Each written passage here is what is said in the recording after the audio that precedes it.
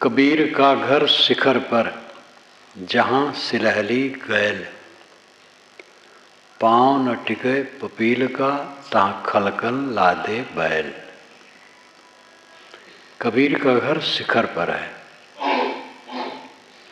जहाँ की गैल सिलहली है। पर्वत का शिखर सर्वोच्च होता है, किसी भी पर्वत का शिखर उसका सर्वोच्च स्तर है। और वहाँ पर जाने का जो रास्ता है सिलहली, रपटीला, फिसलन से भरा है। पाँव न टिके पपील का, पपील का चींटी, चींटी के पैर भी उस पर नहीं टिकते हैं, फिसल फिसल जाते हैं। तहाँ खलकल लादे बैल, खलक संसार, संसार के लोग बैल पर लाद लाद करके लादी वहां पहुंचना चाहते हैं।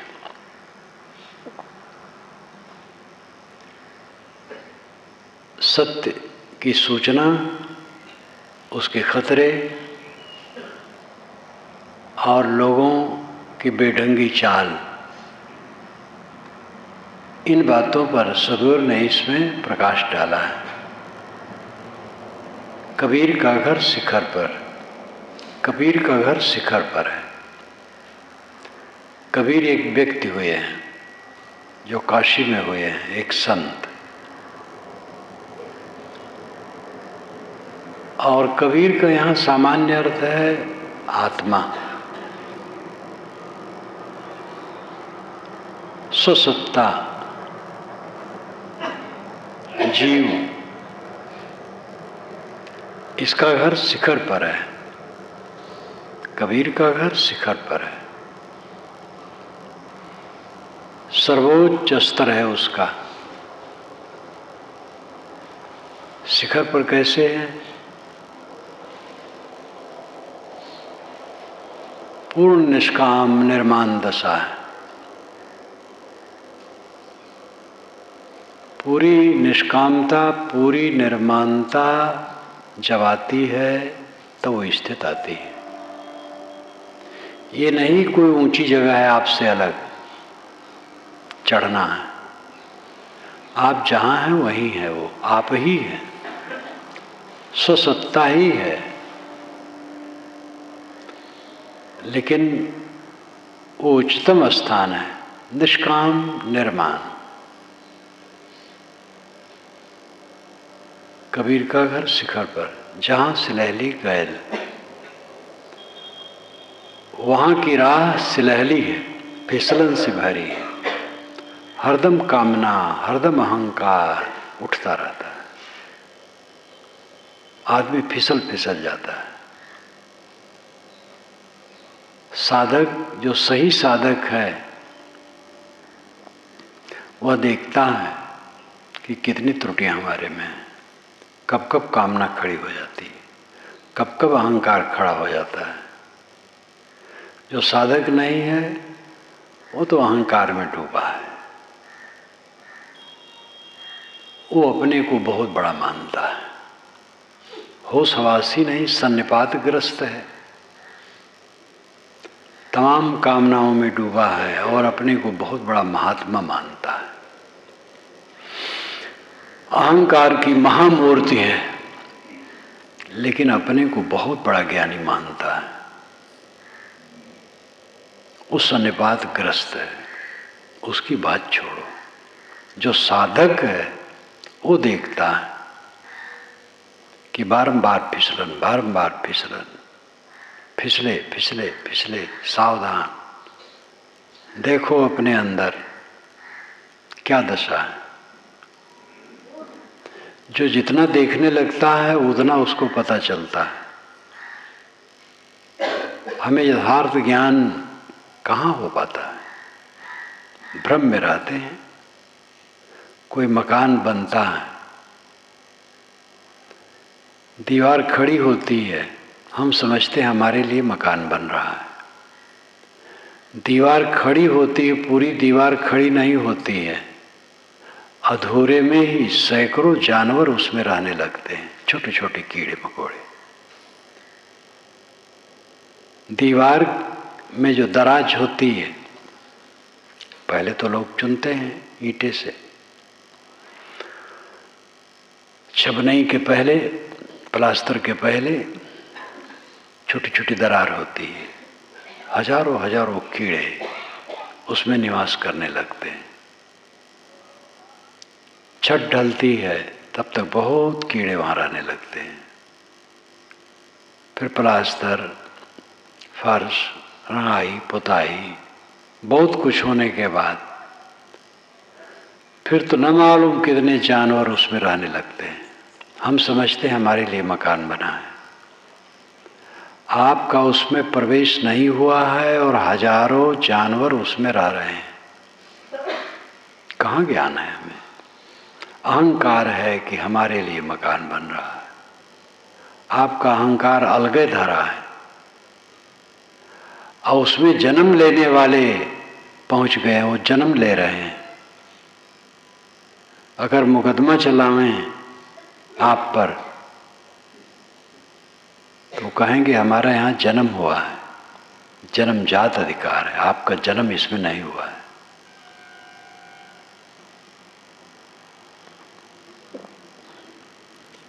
हमारा अहंकार ऐसा है, अपने हाथ से हम अपनी पीठ ठोकते रहते हैं।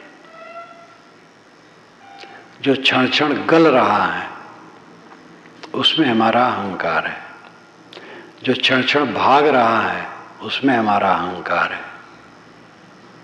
हमारे साथ कुछ रहने वाला नहीं, सब भाग रहा है, सब भाग रहा है।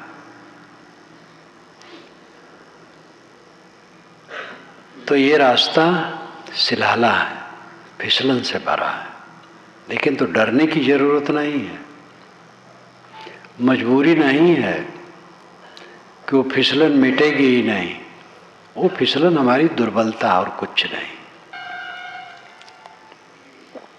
जो हमारी दुर्बलता है, कामनाएं हैं, अहंकार है, वो हमारी भ्रांति है। भ्रांति मिट जाने पर कुछ नहीं रहता है। हमारे शत्रु शून्य है, तलवार हवा में चलाना है, उधर से कोई दुश्मन नहीं है। काम, क्रोध, लोभ, मोह भ्रांति मात्र है, इनका कोई अस्तित्व ही नहीं है, केवल भावनात्मक है। हमारे स्वप्न है, हमारी भ्रांति है, हमारा अविवेक है, अंधकार मात्र है, कुछ भी नहीं। इसलिए डरने की जरूरत नहीं, करने की जरूरत है। इस रास्ते में पपीलका के पैर नहीं ठहरते हैं और लोग बैल पर लादी लाद करके जाना चाहते हैं। बड़े सूक्ष्म विचारक भी फिसल फिसल जाते हैं और उस मोक्ष को पान तमाकू के भाव पर भक्तों ने बेचा है। मोक्ष कैसे मिलता है? गंगा में नहाने से, नर्मदा के दर्शन करने मात्र से मोक्ष मिलता है।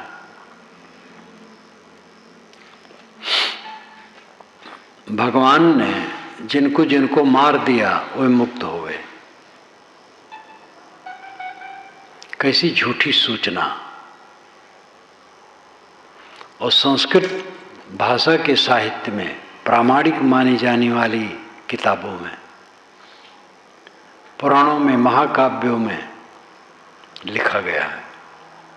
फिर संस्कृत हिंदी जो हो, भगवान ने जिनको जिनको मार दिया वो सब मुक्त हो गए। अपने पक्ष वालों को क्यों नहीं मारा? अपने पक्ष वालों क्या भगवान नरक ही चाहता था, नरक में पड़े रहे? पहले तो जैसे भगवान जवान हुआ था अपने माँ बाप को मार करके मुक्त कर देता, अपने संगी साथियों को तलवार से काट करके मुक्त कर देता। मारने से मोक्ष होता है? क्या युक्ति है?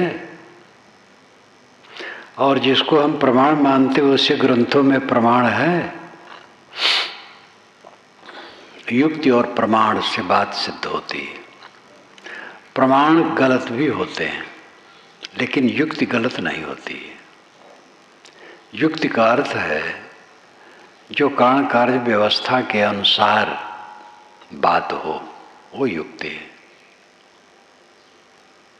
बंधन क्या है? बंधन समझे तब मुक्ति समझ में आ जाएगी। बंधन है विवस्ता। सर्वम परवशम दुखम, सर्वम आत्मवशम सुखम। परवस्था ही सब प्रकार दुख है, आत्म सुवस्था सब प्रकार सुख है। मानसिक उद्वेग के हम वश हैं, ये बंधन है। काम, क्रोध, लोभ, मोह, चिंता, फिक्र, उद्वेग, इनका कट जाना मोक्ष है। तलवार से किसी को काट देने से उसकी वासना मिट जाती है? तलवार से, धन्ना बाण से, बंदूक से मार दिया जाए किसी को तो क्या उसकी वासना मिट जाएगी? इतनी अकल नहीं है। और शास्त्रों के लेखक हैं और उसके प्रचारक हैं। भगवान ने जिनको जिनको मारा वे मुक्त हो गए। बर्बर तुर्कों ने भी जब भारतवासियों को मारा तो कहा यही, या तो ये मुसलमान हो जाएं तो स्वर्ग जाएंगे, नहीं तो उनको मार दो तो स्वर्ग जाएंगे।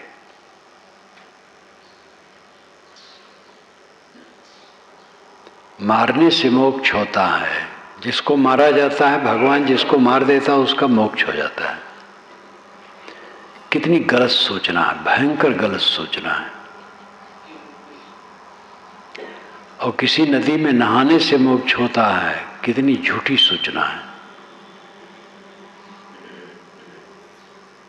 और ये सूचनाएं धर्म में व्याप्त हैं। और इन जैसी और बातें हैं। एकादशी व्रत रहने से, मूर्ति के दर्शन करने से। अयोध्या में सरजू के तट पर एक वैष्णव संत खड़े होकर भाषण दे रहे थे बड़ी तेजी से, दोनों हाथ उठा उठाकर। उत्तर सरजू, दक्षिण मंदिर, दोनों हाथ उठाएं। इस सरयू मैया में नहा करके और ये भगवान का दर्शन जो आज कर लेगा मुक्त हो जाएगा। जिनकी इच्छा हो सरयू में नहाए, किसी नदी में नहाए और किसी मूर्ति के दर्शन करें, कोई नहीं रोकता है। लेकिन गलत सूचना न दो। जिसकी वासना शांत हो गई वो मुक्त हो गया। जिसकी तृष्णा शांत हो गई वो मुक्त हो गया। जिसको प्रामाणिक ग्रंथ कहते हैं उनमें यही बात है। उपनिषदों में, उपनिषदों को आप देखें, मुख्य 10-11 उपनिषदें हैं, फिर तो 100 से अधिक बन गई हैं। उनमें भी बड़ी अच्छी अच्छी बातें हैं, लेकिन गड़बड़ भी है कहीं कहीं। 10-11 उपनिषदें मुख्य हैं। ईश, केन, कठ, मुंडक, मांडूक, ऐतरी, तैतरी, श्वेताश्वतर, बृहदारण्यक, छांदोग। इन सब उपनिषदों में भी भ्रांतियां हैं बहुत, लेकिन अपरोक्ष आत्मा के विषय में काफी प्रकाश है।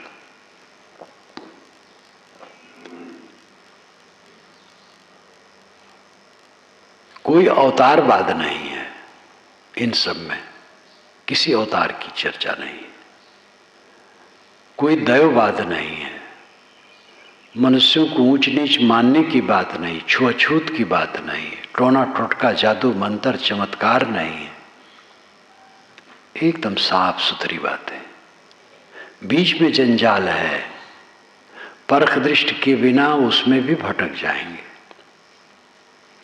एक पंडित पहली बार उपनिषद पढ़ा तो मुझसे आकर के कहा, उपनिषद अच्छे लोगों का बनाया नहीं है, अच्छे लोग ऐसा नहीं बनाते हैं। मैंने कहा ऐसा कैसे कहते हो?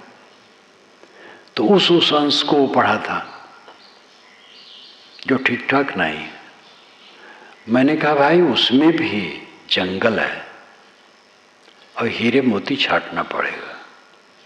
स्वामी शंकराचार्य जो उपनिषदों के भाष्यकार हैं, उन्होंने स्वयं लिखा है और उनके उस अंश को मैंने उपनिषद सौरभ की भूमिका में उद्धृत किया है और हिंदी अनुवाद दे दिया है। विवेक चूड़ामणि में भी शंकराचार्य क्या कहते हैं, इसकी भूमिका में भी मैंने उसको दिया है। उन्होंने लिखा है कि श्रुतियों के सैकड़ों वचन परस्पर विरुद्ध हैं। श्रुति का मतलब है वेद, उपनिषद इत्यादि। श्रुतियों के सैकड़ों वचन परस्पर विरुद्ध हैं। उनके व्याख्याताओं के विचार भिन्न भिन्न हैं। उनमें सूक्ष्म बुद्धि है व्याख्याताओं में, लेकिन उनके विचार अलग अलग हैं। इसलिए मंद बुद्धि वाले उपनिषदों श्रुतियों से सार नहीं निकाल सकते। मैं अपनी शक्ति और बुद्धि के अनुसार ये काम करूंगा। बड़ी विनम्रता से उन्होंने कहा, मैं अपनी शक्ति और बुद्धि के अनुसार ये काम करूंगा। तो प्रसिद्ध भाष्यकार उपनिषदों के, श्रुतियों के स्वामी शंकराचार्य स्वीकारते हैं कि श्रुतियों के सैकड़ों वचन परस्पर विरुद्ध हैं। और ये स्वीकृति बहुत पहले से है। महाभारत में महाभारतकार ने कहा है, श्रुतियों विभिन्ना, श्रुतियां विभिन्न हैं। नैकुर निसृजस्य मतम प्रमाणम, एक ऋषि नहीं है जिसका मत प्रमाण मान लिया जाए। इसलिए विचार की आवश्यकता है। जो हमारी पुरानी परंपरा है, जंगल है पूरा, लेकिन उस जंगल में हीरे मोती हैं। सब पत्थर नहीं है, पत्थर भी है, हीरे मोती भी है। ये तो कई बार कहा जाता है कोई परंपरा बनी वो जंगल हो जाएगा। कबीर साहब इतने खरे, पूरे जगत में प्रसिद्ध हैं अपने खरेपन के लिए, लेकिन जो कबीर पंथ बना और उसकी परंपरा चली, उसमें कम जंगल है, बहुत जंगल है, बहुत पाथर है। साहेब के जन्मे 610 वर्ष हो रहे हैं, पंथ तो पीछे बना, और इतने दिनों में कितना जंगल इसमें उगाया। तो दोष एक परंपरा का नहीं है, सभी परंपराओं का है।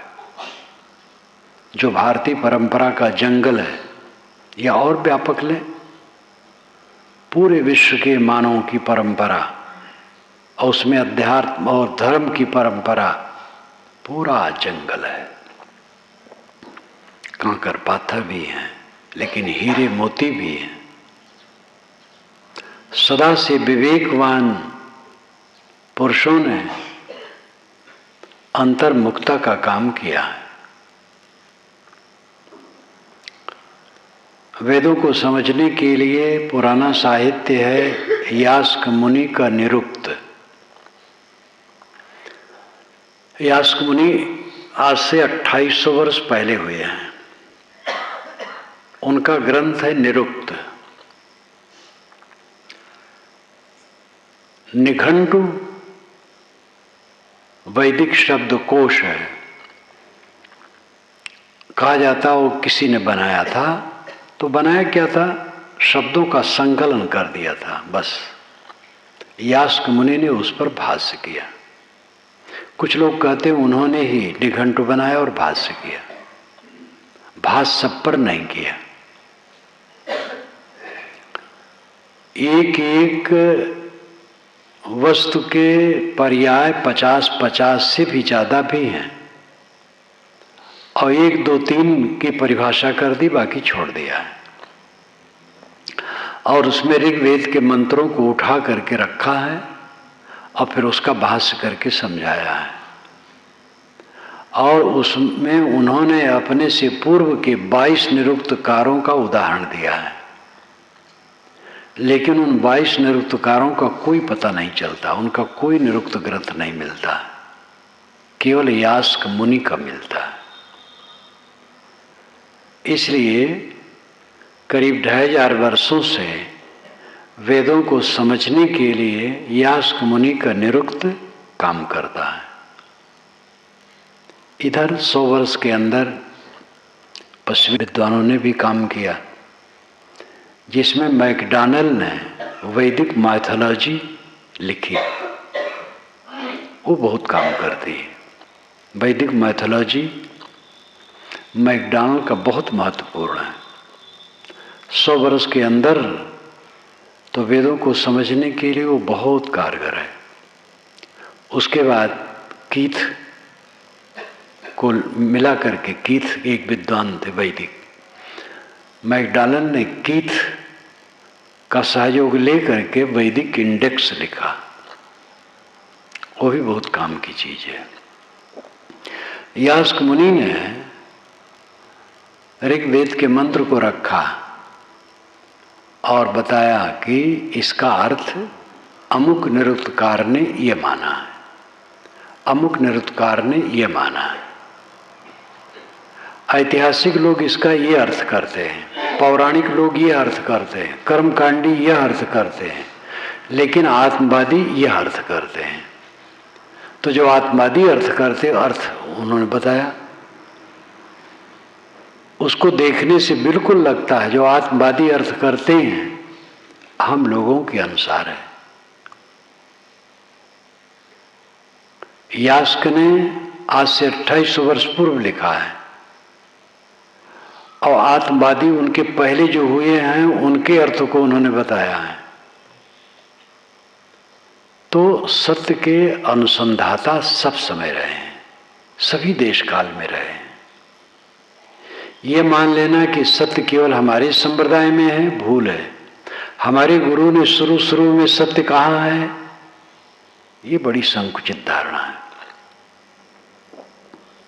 अगर कोई कबीरपंथी उत्साही कहे, पारखी, कि पारक का स्वरूप केवल कबीर साहब ने पहली बार कहा है, तो ये ठीक नहीं होगा। पारक सिद्धांत का जो वर्तमान में स्वरूप है, ये तो ठीक है कि इसका स्रोत कबीर हैं और इसका विकसित स्वरूप पारखी संतों की कृपा से है। लेकिन पारख न कह करके, इस शैली को न लेकर के अपने ढंग से स्वरूप पर विचार करने वाले सब समय रहे।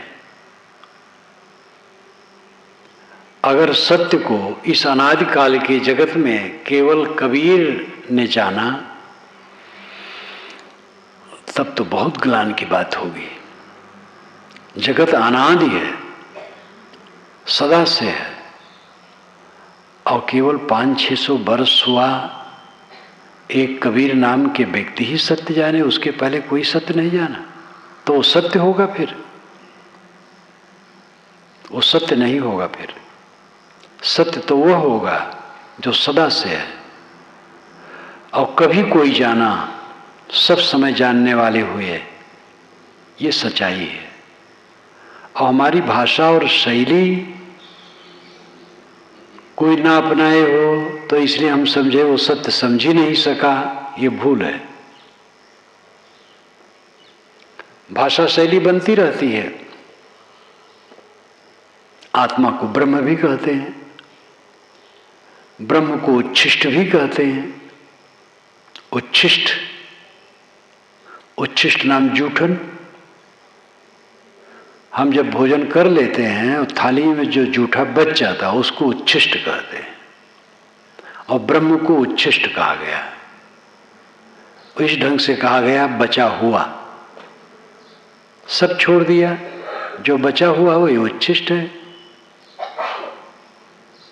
वेद में तो ऐसी बात आती है कि शब्द ऐसे भी आते हैं जो अश्लील लगते हैं, और उसमें बताया भी गया है वेद में कि ये शब्द कुछ लोग अश्लील मानते हैं, लेकिन उसका अर्थ बताया गया। वेद क्या कहते हैं, जो मेरी पुस्तक है ये सब में मैंने विवरण दिया है। तो ब्रह्म को उच्छिष्ट भी कहते हैं। ब्रह्म की एक परिभाषा है, जड़ चेतन एक है, पूरा संसार एक है, इसका बड़ा हुआ है। ब्रह्म एक है और जड़ अलग नहीं, चेतन अलग नहीं, वही कहो, जड़ कहो या चेतन,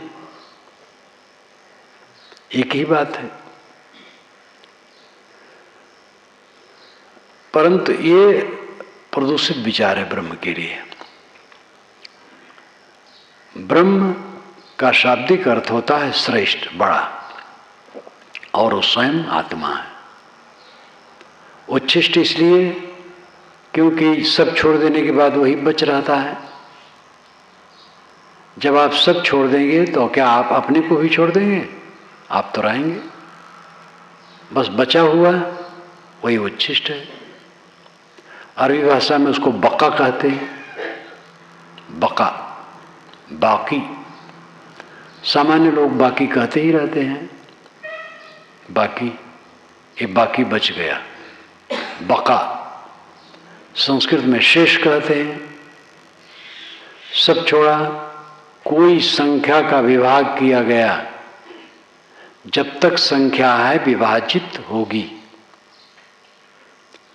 और एक रह गया तो वही शेष। भाग देते देते जब एक रह गया तो शेष। संस्कृत में शेष, अरबी में बका। तो ये भाषा है। ये सब का अर्थ क्या है? सारा संकल्प शांत हो गया, स्वयं बका है। आश्चर्य है, बका पर कोई ध्यान ही नहीं दे रहा है। ये मुस्लिम फकीर ने कहा, सब भागे जा रहे हैं बाहर, बका पर किसी का ख्याल ही नहीं है। बका यानी स्वयं आत्मा, अपने आप। बाकी कौन रहा? जब आपने सबको छोड़ा तब कौन रहा? और सबके लिए आप रो रहे हैं, दुखी हैं, खिन्न हैं। कौन रो रहा है? आप। रोना छोड़ दीजिए, बका रह जाए। तो भाषा शैली ये बनती रहती है। वस्तु नित्य है, आत्मा नित्य है।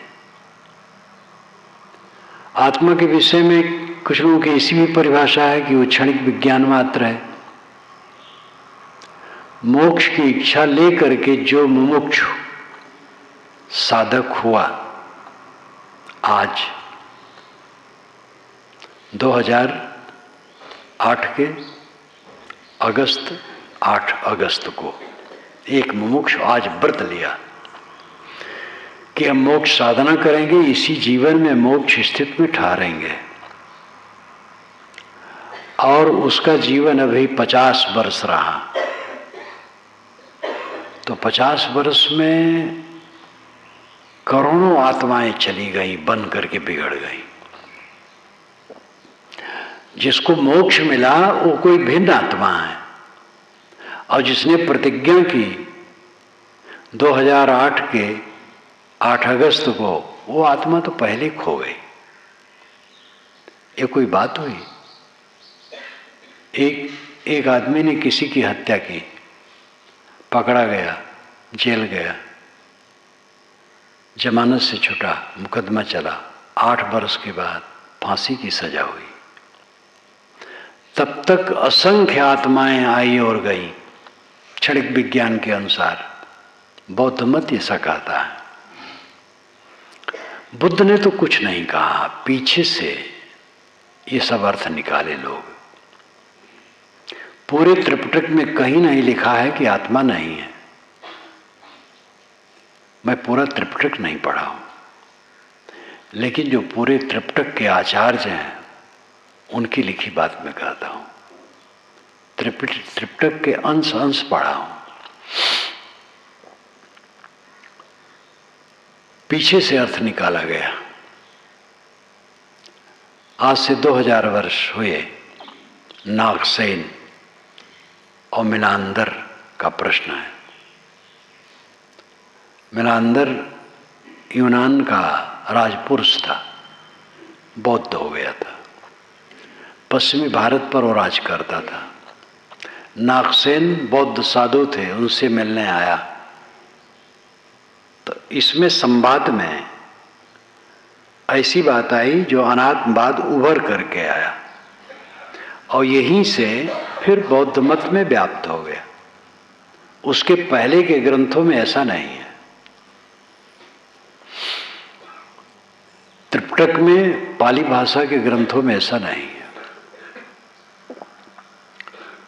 तो जब से वो ये क्षणिक विज्ञान आत्मा के विषय में कहना, उदाहरण देते दीपक जला के रख दिया गया, रात भर दीपक जलता है, ज्योति वही है ऐसा लगता है, लेकिन वही नहीं।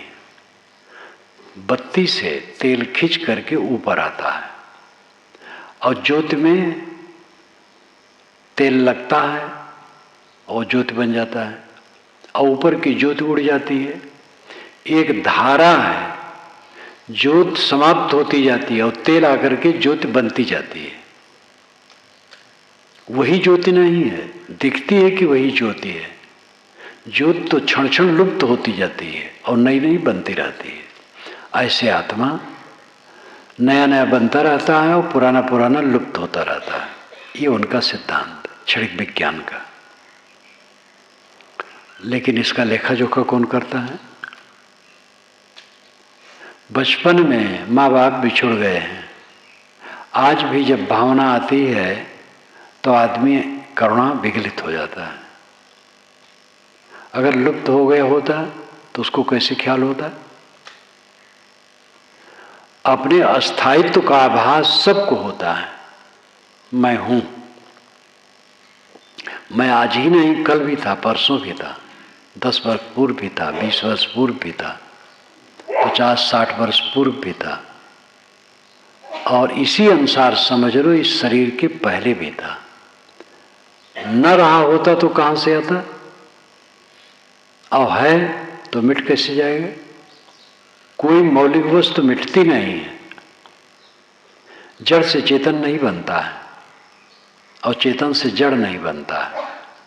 चेतन स्वतंत्र द्रव्य है, वही आत्मा है। अपने आप के अभाव का अनुभव कभी किसी को नहीं होता है। क्षणिक विज्ञान तो ऐसा है कि हत्या कोई आत्मा करे और फांसी किसी आत्मा को हो, मुकदमा कोई आत्मा लड़े। मोक्ष का काम साधना कोई करे और मोक्ष कोई आत्मा हो। अंधेर खाता, अनुभव विहीन बात, तर्कहीन बात, क्षणिक विज्ञान बात उचित नहीं है। व्यास ने योग दर्शन का भाष्य करते हुए लिखा है, नाम नहीं लिया है, बौद्ध ऐसे लिखा है। मैंने अपने भाष्य में उसको उद्धृत किया है कि कुछ लोग गृह त्याग कर सन्यासी होकर गुरु के अंतेवासी होते हैं। अंतेवासी का मतलब है गुरु के निकट निवास करना, और साधना करते हैं और साधना का फल जिसको मिलना है वही नहीं मानते। ये बड़ा आश्चर्य। मोक्ष किसका होगा? अगर ऐसे लोगों से पूछा जाए निर्वाण मोक्ष किसका होगा तो कहते ऐसा मत पूछो, ये पूछो कैसे होगा। ठीक है, कैसे होगा ये तो समझ में आया कि तृष्णा त्याग से मोक्ष होगा। लेकिन मोक्ष होगा किसको? जिसको मोक्ष होना वो है ही नहीं है। किसी के घर में बाजा बजने लगा और सोहर होने लगा। सोहर, लड़का पैदा होने पर सोहर गीत गाते हैं। यहाँ गाते होंगे कि नहीं? उत्तर प्रदेश में गाते हैं, अवध क्षेत्र में सोहर, उसको सोहर कहते हैं। जहाँ सोहर गीत शुरू हुआ, पड़ोस जान गया कि बच्चा पैदा हुआ। लड़की पैदा होने पर नहीं, लड़का पैदा होने पर। यह बड़ा पक्षपात सदा से रहा है। जबकि लड़की ही संतान पैदा करती, लड़का नहीं पैदा करता है। ये ठीक है कि पुरुष के सहयोग के बिना गर्भाधान नहीं होगा, उसका महत्व है, लेकिन सर्वाधिक महत्व मां का है, जिसने गर्भ धारण किया, 9 महीने अंदर में पाला, अपना सांस, अपना रक्त, अपना पसीना, अपना सब कुछ शिशु को दिया और कष्ट से पैदा किया। और इतना ही नहीं, उसके बाद भी कितने दिनों तक पाल पोस करके उसने बड़ा किया। इसीलिए माँ बाप के बीच में बच्चा माँ की तरफ ज़्यादा रहता है। पढ़ते पढ़ते भी जब घर में आता है तो माँ के पास ज़्यादा बैठना चाहता है, पिता के पास कम, अधिकतम। उस माँ वर्ग के विषय में सब समय से ये बात रही।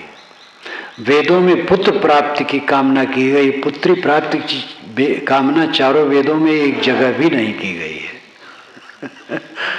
10 वीर पैदा हो, वीर नाम लड़का, 10 लड़का पैदा करने के लिए वेदों में आर्डर है, 10 लड़का पैदा करें। आज वेद लिखा जाए तो लिखा जाएगा 1 लड़का पैदा करो।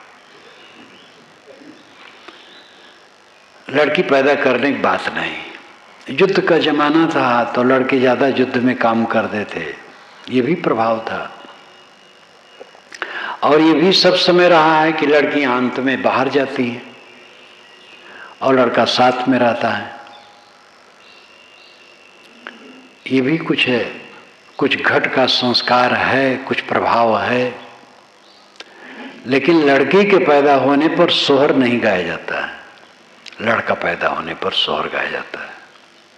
तो एक घर में सोहर गाया जा रहा था और खूब गाया गया। वो आसपास की स्त्रियां जुट जाती हैं, खूब झूम झूम के गाती हैं। दिन भर गाया गया, शाम को कहा गया कि लड़का नहीं है, लड़की है। बाजा बंद हो गया, गाने वाले सब चली गई स्त्री। तो यहां लड़की तो है नहीं, लड़का है, लड़की तो है। क्षणिक विज्ञानवाद में तो है 50 वर्ष तक साधना की, लेकिन जिसको मुक्त होना वो है ही नहीं है। कैसा आश्चर्य है। इसलिए क्षणिक विज्ञानवाद बिल्कुल निरर्थक है। न तो कर्म सिद्धांत के लिए न्याय है, किसी के लिए न्याय नहीं। एक व्यक्ति ने हत्या की, मुकदमा चला, 10 वर्ष के बाद फांसी की सजा हुई, तब तक बीच में करोड़ों विज्ञान लुप्त हो चुके, और जिसकी फांसी हुई वो एक नया विज्ञान है। कितना गलत है। जो अनुभव का विषय है वो ये है कि जो मैं सत्ता है, इस शरीर में बैठा हुआ मैं करता रहता है, वो आत्मा नित्य है, स्थिर तत्व है। और उसी में स्थित होने से सारे दुखों का अंत है। बाकी सब बह रहा है, देह बह रही है, क्षण क्षण गल रही, संगी साथी मिल रहे हैं, छुट रहे हैं, सारा ऐश्वर्य बन के बिगड़ रहा है। जो हाथ तान तान करके मारे अहंकार के ऐंठे ऐंठे घूमते हैं, थोड़े दिन में भूलुंठित हो जाते हैं, जमीन पर पड़े हाँफते हाँफते मर जाते हैं। बड़े बड़े अहंकारी कल के खत्म हो गए। रतन का जतन करूं, माड़ी का श्रृंगार, आया कबीरा फिर गया, झूठा है अहंकार। रतन का जतन करो, आत्मा रतन है, उसको जतन से रखो, सबसे छुड़ा के रखो, असंग केवल। माड़ी का श्रृंगार, शरीर से लेकर के समस्त ऐश्वर्य का श्रृंगार माड़ी का है। कपड़े पर माड़ी चढ़ा दी जाती है, कपड़ा चिकना, धो दिए खखरा, ऐसे सारा श्रृंगार माड़ी का है। सब कुछ दिखावा है।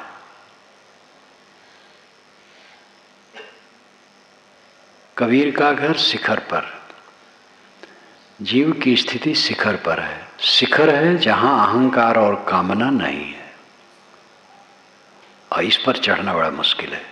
बारंबार अहंकार, बारंबार अहंकार, बारंबार कामना, न मालूम क्या भोग लूं, क्या पालूं, क्या कर डालूं, क्या हो जाऊं। जहां हम बैठे हैं तृप्त नहीं है। अगर यहां तृप्त नहीं है तो कहां तृप्त होगी? आगे और आगे और आगे और आगे, बस आगे आगे करते मर जाते हैं। जब ऐसी स्थिति आवे कि जहां है तृप्त है, जो है काफी है, हर समय पहुंचे अपने आनंद धाम, तब मोक्ष होता है। मोक्ष सबसे छूट जाना, सारी तृष्णा से छूट जाना, सारी कामना और सारे अहंकार से छूट जाना मोक्ष अवस्था है। इसलिए साहब कहते कबीर का घर शिखर पर है। जहां अहंकार और कामना नहीं वो शिखर, वहां का रास्ता सिलाला है, फिसलन से भरा है। क्योंकि हमारी आदत खराब है, इसलिए हम अहंकार और कामना में पड़ जाते हो, फिसल फिसल जाते हैं। चींटी के पैर वहां टिकते नहीं और बैल की लादी लाद करके पहुंचना चाहते हैं। साधना करते करते आदमी मन की फिसलाहन में पड़ जाता है और मार मार करके मुक्ति दे रहे हैं, गंगम नहा नहा करके मुक्ति पा रहे हैं। कैसी बकवास है! ये खंडन नहीं है, ये हीरे मोती को मिट्टी में से निकाल करके साफ सुथरा करके देखना है। मिट्टी और हीरा जो दोनों एक समझता और कहता हम धार्मिक हैं, वो धार्मिक नहीं है, भोला बेवकूफ है।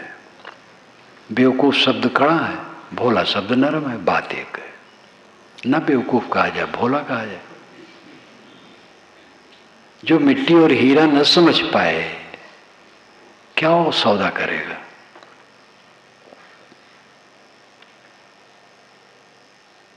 अपने अहंकार और कामना को हम जीते, शिखर पर पहुंचे।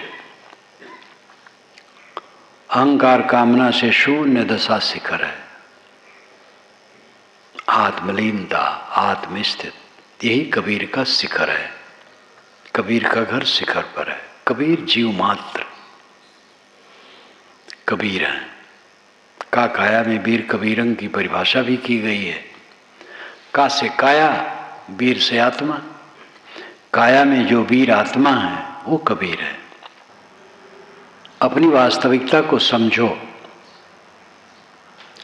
अपनी वास्तविकता में जीने के लिए अहंकार और कामना की होली जलाओ।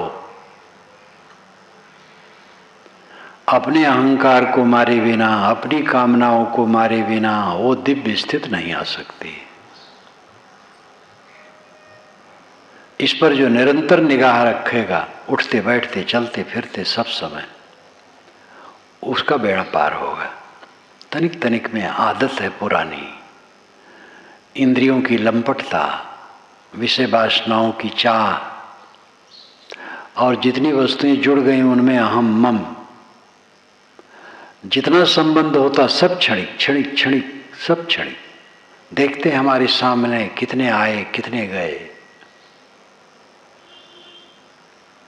अभी गत वर्ष की बात है, शायद यही ध्यान शिविर के बाद ही बात है, जब अंतिम में यहाँ से उठा तो श्यामाचरण शुक्ल की पत्नी, उनका बच्चा, उनका पूरा परिवार आया था। लड़का तो यहाँ बैठ करके सुना था। उसकी माँ तो उठ नहीं पाती थी, गाड़ी में बैठी थी। मैं तो ऊपर चला गया। लड़का वहाँ जाके मिला, कहा महाराज माता आ नहीं सकती है, जीना चढ़ नहीं सकती, तो मैं आ गया। वो गाड़ी पर आगे बैठी थी, उठने लगी। मैंने कहा उठो मत, लेकिन मानी नहीं, कांपती हुई उठी और नीचे आ गई, रोने लगी। मैंने कहा रो मत, संसार ऐसे है। रविशंकर शुक्ल रहे कभी बहुत प्रभावशाली, छत्तीसगढ़ के लिए उनकी बहुत देन है। और जब श्यामाचरण शुक्ल की शादी हुई होगी और उनकी पत्नी आई होगी, तो एक राजरानी थी वो। श्यामाचरण शुक्ल का रोप दाब, रविशंकर शुक्ल का पुत्र। आज वो कुछ नहीं है, रविशंकर नहीं है, श्यामाचरण शुक्ल चले गए। पत्नी अत्यंत अस्वस्थ, रो रही है। मैंने बहुत ढांढस दिया, रो मत, ये संसार की कथा है, एक की कथा नहीं है। समझाया। लड़का अमतेश तो बहुत साधु स्वभाव है, राजनीति में है, राजनीतिक का लड़का है इसलिए है, लेकिन साधु स्वभाव है। किसका ऐश्वर्य धरा रहता है, बस झूठा है अहंकार। आया कबीरा फिर गया, जीव आया और फिर लौट गया, किसी के साथ कुछ नहीं रहा, इसलिए झूठा है अहंकार। अपने अहंकार को झूठा समझ लेना बेड़ा पार होना है, दूसरे के अहंकार को नहीं। दूसरे का अहंकार हमें खूब दिखाई देता है, दूसरे की कामनाएं दिखाई देती हैं, जिससे हमारा नुकसान है। दूसरे पर हम दोष दर्शन करें, क्या फायदा है? अपने अहंकार को देखो, अपनी कामना को देखो, अपनी कामना को मिटाओ, अपने अहंकार को मिटाओ, तब शीतल होगे। तो कबीर का घर शिखर पर है, आत्मा का घर शिखर पर है। जो अहंकार कामना से शून्य दशा है, इसलिए वो सिलहला रास्ता है, फिसलन से भरा है, क्योंकि हमारी आदत खराब है। किंतु जब हम ध्यान देंगे तो बहुत सरल है। कामना छोड़ के शांत हो जाओ, बस छोड़ दो अहंकार, समझ लो कुछ मेरा नहीं है, तो क्या फर्क पड़ेगा। जब परम सुख, परमानंद, परम निर्भयता इसी में है, तो ये काम करने में परेशानी क्या है?